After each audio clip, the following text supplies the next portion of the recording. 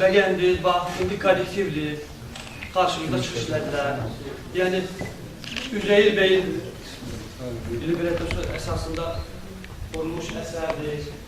Qusar Dövlət Ləzgi Dram Teatrında birinci dəfədir ki, belə möhtəşəm, belə bir böyük formatda, böyük bir opera səhnələşdirildi. İndi qiymət sizindir, yəni bədii şuranındır, yəni teatr səvərlərindir ki, bunlara qiymət siz verəcəksiniz. Yəni, siz insanlar vereceksiniz ki, bu da bizim aktörlarımız, bu da Qusar Dövlət Ləzgi Dram Teatrının aktörları öz öhdəsindən gələn, öz çalışkanlığı ilə, yəni bacarıqları imaşı edirlər. Mən sizə minnətdaram ki, gəlib baxdınız, yəni o böyük bir Azərbaycanımızın paytaxtına gəlib bizim teatr ona gəldi və bu aktörlarla tanış olduk. Yəni biz sizden çok razı kaldık, geldik o yolu. Yani siz de sözünü diyebilirsiniz, gelin, deyiz, yani... Böyle için gidin. Çok sağ olun. Keçin. Özüm hakkında kısa məlumat verim. Faik müəllim yəqin deyir. Mən Teatr Xadimləri İttifaqında Yaradıcılıq Şöbəsinin müdürüyəm. İxtisasca teatrşünasam və Mədəniyyət İncəsənət Universitetində dərs deyirəm. Və bu tamaşanı mən keçən dəfə Sin Teatr Bakıda qastrolda olanda bizim 201 festivalında iştirak elədi və onda da mən demişəm, eyni fikirləri bu günlərdə təkrar edirəm ki, həqiqətən mən bu teatrdan belə bir tamaşa gözləmirəm. Bu günlərdə bir daha bu sübut olundu və mən gəlməyimə heç də peşman deyiləm və bizdə həm Teatr Xadimləri İttifaqında həm də çalışacağım bu haqda mətbuatda məlumat yazın və bu tamaşa haqqında Bakı sakinlərinin xəbəri olsun.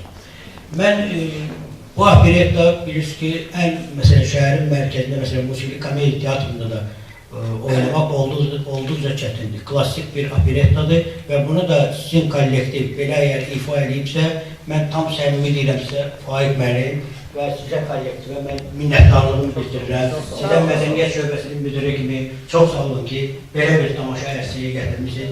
Mən inanıram ki, bu öz tamaşaçısını tapacaq. Mən hər birinizə ayrı-ayrılıqda öz minnətdarlığımı bildirirəm.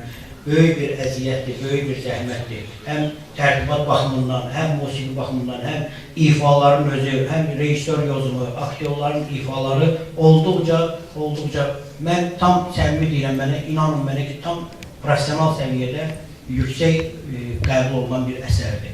Bu əsərlə bu bölgədə də iştirak edilmiyorlar, Bakı şəhərində də gəlib göstərmiyorlar, Ləzgi diasporasının köməyi ilə və maraqlı bir iş alırlar.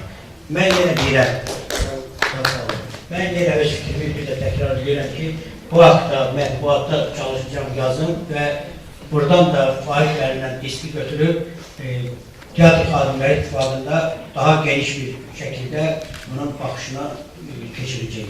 Çox sağ olun, minnətdarım.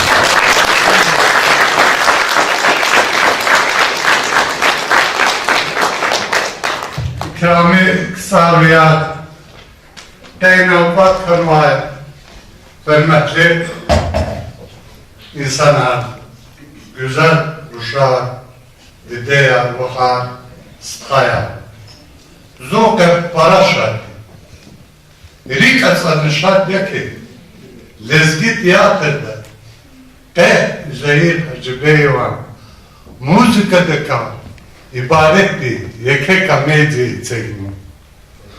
Doğrudan insan riz tamaşna İbrukuvaz var rılar riz kiligalı za tiyatr kolak suayı sarı kalktana hipwa tiyatr inkişaflı hipwa tiyatr güzel che imkanatını. İburvirini kompozitördi, müzika di Faik kardeş ve zahmeti. Faik kardeş ve zahmetle kılız beraberiz. İna Rüstem Bey rununu kuvaz var. Ji güzel hesret stadı. İna Neştibat rununu kuvaz var. İkwa güzel aktör arkti. İbur ke yetişmiş bu jibahti. Jikli çekivali. Kısa rayodi mesela çürtüğa Respublika'da iyi tiyatrda zat hiççidik elbette hıkkacıydı. İyi tiyatr ildi Respublika'da kul lazımı. O cemaati tamaşrah ki lezgi tiyatrda hiç güzel kısa sahneye seyirciz ve tamaşaya kalırız. Tiyatrda demek ve insana çok sağ olsun. Ya veririz ildi za haşida. Para ve minnettar ol kalırız ki müzika di tertibatta yeke kümek arka buldum. Doğru ya. Tiyatrda vaçı türlü noksanları vaz var. Şimdi abur çaraz agakarda abur akal yeke kola kartuş. Ancak iyi tiyatrda kazikçirdiz. Cavanar para var. Za kolakta devletla kolak suva insanan para var. Zurik para şadya. Hoji cemaati, kısa cemaati. Ağsakaldını, insanları torçala. Zal huzur ki iyi tiyatr. Hamişanı hık, tü baklı kuray, tü hoşbet kuray. Koy tülüker, hamişan çok kuray.